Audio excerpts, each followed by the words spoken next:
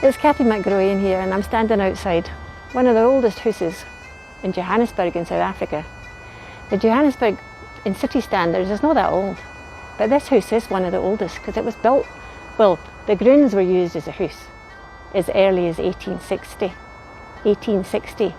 That's quite a few years before gold was found.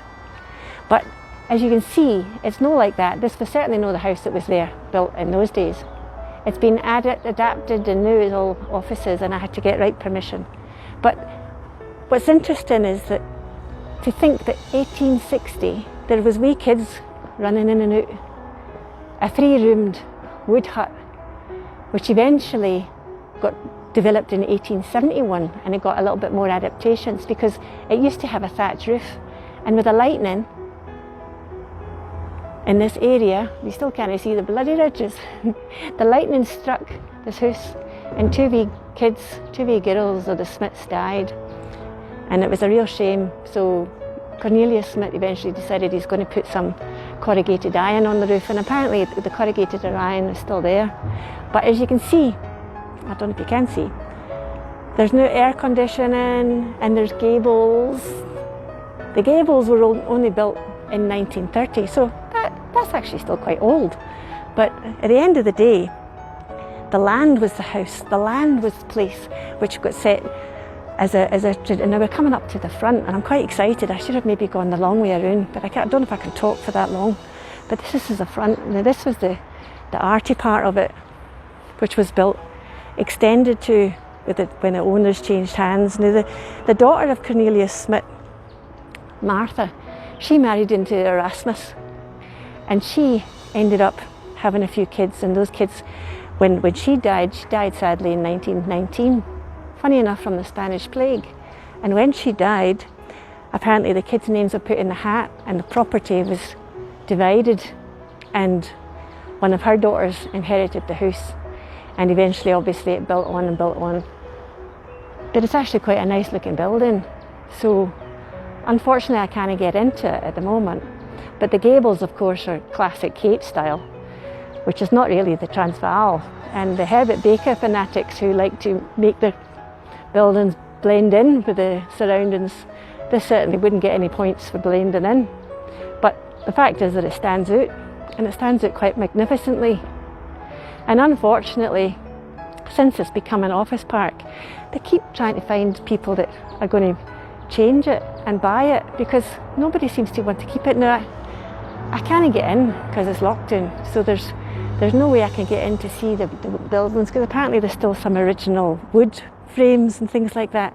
But I think it's still quite interesting to see the rafters and the side of the things. Now I'm going to take you up, and hopefully you can see what I'm talking about. The number 5 is for the unit of office. But here's the windows. Now, I don't know if it helped because it's blooming freezing today and I'm standing in the shade, but it's all right because I was standing in the sun and I was beginning to melt. So there's those windows, and obviously the upstairs that you can see was only built much later. And there's the trusses, you can see it from a different angle. It's actually quite a crisp day, and if I look over, I don't know if you'd be able to see, but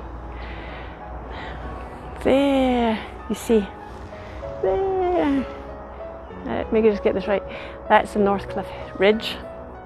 And in those days when this farm was built, there was nothing in between here and there, obviously. And to imagine to get down to town, where all the gold mines and everything were, and the banks and everything, we had to go right over there and away across the hill. So it must have been quite a feat, really. So the Cornelius Smith was a Cape Townian, and he had been a wagon maker. And when he came up to South Africa, to Joburg, sorry, he was given a piece of land with 2 of his friends, the Badenhorst, who were cousins, and then he ended up buying the Badenhorst's portion off, and he settled on this piece. So for some reason, this piece of land must have talked to him. And it's quite a peaceful area, it's got quite a view. With all these buildings were away and all the houses were away, I would imagine it would have been quite nice on this day. Another wee thing is these massive big trees, which I'm not sure if you can actually see how big they go up. And it kind of got me thinking, were they planted with the original? Were they planted in 1930? And there's a wee braai or barbecue for the non-South Africans, and that's obviously used by the staff and things, but it's actually quite a nice wee setting.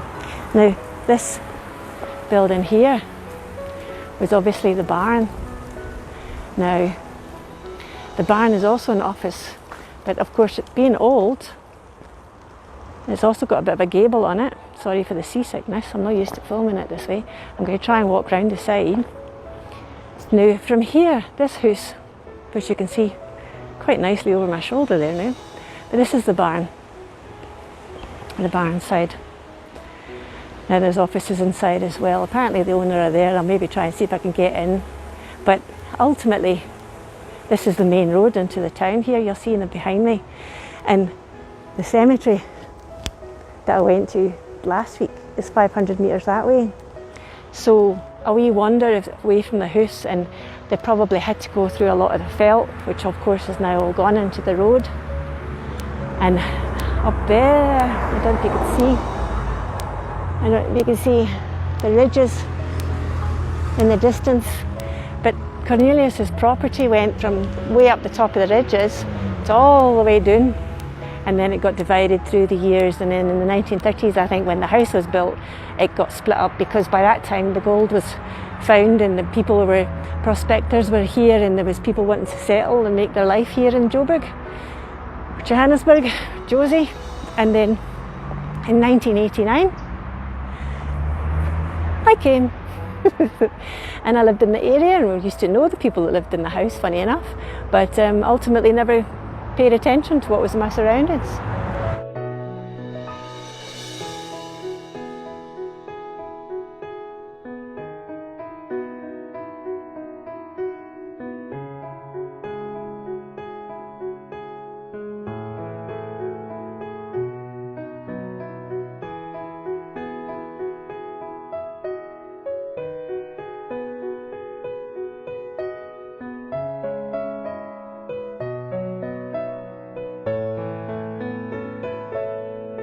A better view of the roof, and it'd be interesting to know if that was the original corrugated iron that they put on in the 1970s. And the towers, I think the early photographs did show that the chimneys, the fancy twirl of the chimneys, were part of the original Smith's design. So unfortunately I couldn't get in, but I could peek through a window, and I saw that there was quite an ornate wooden fireplace, which I have seen a picture, so hopefully I'll load it on here and then maybe you could get an idea. The owners, unfortunately, due to lockdown, not around to let me in.